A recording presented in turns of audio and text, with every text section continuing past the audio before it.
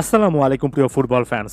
জুভেন্টাসের জন্য ইউসিএল একটা opener match ছিল, যেটা জুভেন্টাস পিএসভিকে ৩-১ ব্যবধানে হারিয়ে বেশ ভালোভাবে কিন্তু ওপেন করেছে এবং সেই ম্যাচটাতে রীতিমতো আলো ছড়িয়েছেন আর্জেন্টাইন উইঙ্গার নিকো গঞ্জালেস, যিনি একটা গোল করেছেন, একটা অ্যাসিস্ট করেছেন এবং জুভেন্টাসের দারুণ এই জয়টাতে সবচেয়ে উল্লেখযোগ্য কিংবা অন্যতম সেরা একটা পারফরমেন্স দিয়েছেন। যদিও official man of the match হয়েছেন কেনান ইয়েলদিজ, মাত্র ১৯ বছর বয়সী এই প্লেয়ারটা দুর্দান্ত একটা গোল করেছেন। টার্কিশ এই প্লেয়ার সম্পর্কে তাই আলাদা করে উল্লেখ করলাম, তবে আজকের এই ভিডিওতে আমি নিকো গঞ্জালেসকেই ফোকাসে রাখতে চাই, কারণ একাধিক মোস্ট ইউজড অ্যাপে দেখলাম যে নিকো গঞ্জালেসই সর্বোচ্চ রেটিং পেয়েছেন। সত্যিকার অর্থে দুর্দান্ত একটা চ্যাম্পিয়ন্স লিগ ডেবু করেছেন এই জুভেন্টাসের জার্সিতে।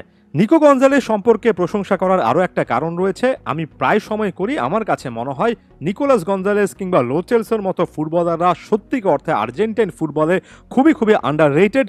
যে পরিমাণ তাদের কন্ট্রিবিউশন, সেই পরিমাণ তাদেরকে নিয়ে আলোচনা হয় না, বরঞ্চ নিকো গঞ্জালেসকে কেন্দ্র করে যে পরিমাণ গুজব, যে পরিমাণ অতিরিক্ত সমালোচনা এবং কোনো একটা কিছু খারাপ হলে যেভাবে নিকোলাস গঞ্জালেসকে কেন্দ্র করে একটার পর একটা বিরূপ রিপোর্টিং আমি বাংলাদেশের ইউটিউবারদের মধ্যে, অনেক ফুটবল প্রেমীদের মধ্যে দেখেছি, সত্যিকার অর্থে ব্যাপারটা আমাকে এখন পর্যন্ত অবাক করে। কারণ আমি বাংলাদেশ ছাড়া বিশ্বের অন্য কোনো প্রান্তে, এমনকি আর্জেন্টিনাতেও এই জিনিসটা দেখিনি। তাই নিকোলাস গঞ্জালেসকে ব্যাকআপ করার যদি কোনো না কোনো সুযোগ থাকে, আমি প্রায় সময় এটা ক্লিয়ারলি বলে এসেছি, এখনো বলছি, সেটা আমি করার চেষ্টা করি, জেনে শুনে করার চেষ্টা করি। কারণ আমাদের মধ্যে ফুটবলকে নিয়ে বিশাল একটা মিসকনসেপশন আছে। আমরা শুধুমাত্র গোলটা দেখি, গোলের আগের মুহূর্তটা দেখি, এর আগে একজন প্লেয়ারের ওভারঅল কন্ট্রিবিউশনটা দেখি না। তবে অবশ্যই এই ম্যাচে নিকোলাস গঞ্জালেসের পারফরমেন্স সম্পর্কে আলোচনা করতে গেলে গোলও আছে, অ্যাসিস্টও আছে।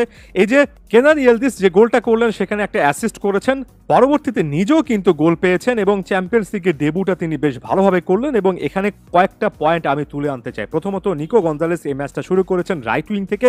এটা তার সহজাত পজিশন। তিনি এর আগে ফিওরেন্টিনাতে কিংবা ক্লাব ফুটবলারে মূলত রাইট উইঙ্গার হিসেবে খেলেছেন। যেহেতু বাপায়ের ফুটবলার, কাটব্যাক করে ভেতরে ঢোকার একটা ন্যাগ আছে। আপনারা যদি এই মুহূর্তে হিট ম্যাপটা দেখেন, ডিফেন্সিভ আসলে তার ওয়ার্ক রেট কি সেটা নিয়ে নতুন করে কোনো কিছু বলার নেই। নিজের হাফেও কিন্তু এখনো অনেকগুলো মুভমেন্টের মোমেন্টসটা দেখতে পারবেন।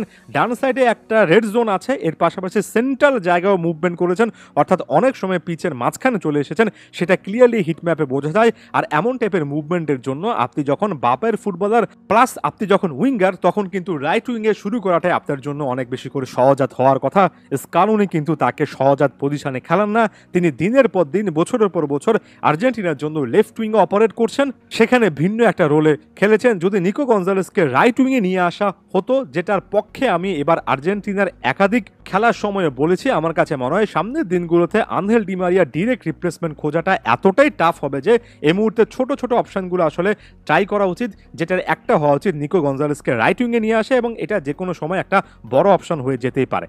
খুব কম ফুটবলার, আমি আরও একবার বলছি, খুব কম ফুটবলারের ক্ষেত্রে তারা আসলে মাঠের মধ্যে কি পরিমাণ পরিশ্রম করেছেন সেটা শুধুমাত্র হিট ম্যাপ দেখলেই আসলে আর ব্যাখ্যা করা লাগে না। নিকো গঞ্জালেসের ক্ষেত্রে সেই জিনিসটা একেবারে স্পষ্টত প্রযোজ্য।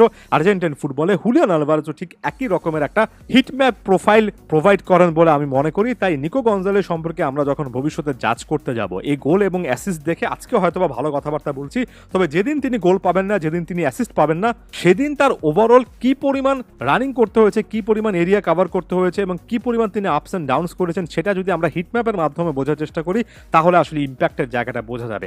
আরও একটা মিসকনসেপশন আছে, সেটা হচ্ছে নিকো গঞ্জালেস এ ম্যাচও কিন্তু খুব একটা বেশি ড্রিবল করতে পারেননি। 5টার মতো ড্রিবল অ্যাটেম্প করে মাত্র একটাতে সাকসেসফুল হয়েছেন।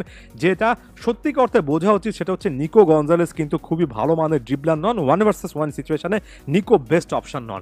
তবে এটা যদি নেগেটিভ সাইড হয়, এই ম্যাচে 3-3টা কি পাস তিনি কিন্তু জেনারেট করেছেন। এই যে একজন প্লেয়ার মূলত রাইট উইঙ্গার হিসেবে স্টার্ট করেছেন, তবে তার একটা ডিফেন্সিভ ডিউটি আছে, একই সঙ্গে তিনি সেন্ট্রাল জায়গায় মুভ করছেন, একই সঙ্গে তিনি একটা ম্যাচে 3টা করে কি পাস জেনারেট করছেন। এই ফাস্ট মুভমেন্ট, এই স্পিড, এই বিশাল ওয়ার্ক রেট, এটার পাশাপাশি পাসিং স্কিল, কি পাস জেনারেট করার স্কিল, এগুলি কিন্তু নিকো গঞ্জালেসকে সব মিলিয়ে একটা ইউটিলিটি প্লেয়ার, যেটার কথা আমি বারবার করে বলি, সেটা বানায়। তাই থিয়াগো মোত্তাও কিন্তু লিওনেল স্কালুনির পথে হাঁটবেন।